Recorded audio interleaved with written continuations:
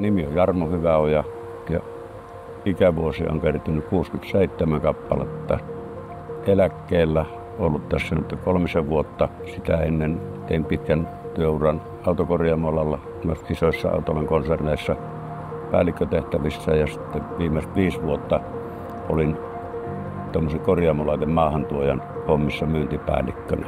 Aurinkopaneelihankinta ajatus tuli mieleen ensimmäisen kerran joskus tuossa vuonna 2021, kun meidän silloinen sähkömyyntiyhtiö nosti hintaa.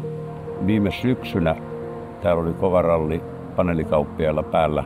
Tässä kävi useampia tarjoamassa ja kävi tuolla katolla katsomassa. Ja no sitten SolarXn miehet tuli, olisiko se oli jotain huhtikuun loppua, tuli 2 miestä käymään esittelemään tuotteitaan ja he olivat hyvin vakuuttavia, tiesivät, osasivat asiansa ja istuttiin tuossa varmaan tunnin verran ja kerrottiin hinta kohdalle ja sovittiin asennusaika ja siitähän se lähti.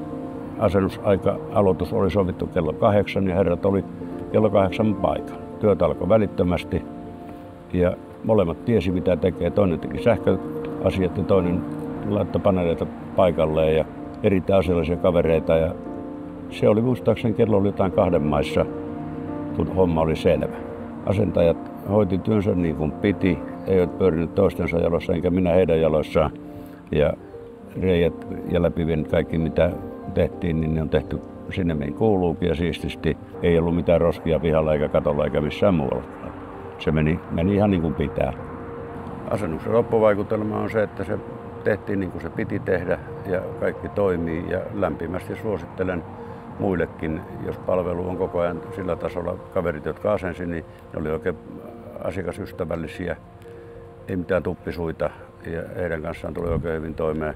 Kafetkin keiteltiin siinä päivällä ja niin edelleen, että uskallan suositella.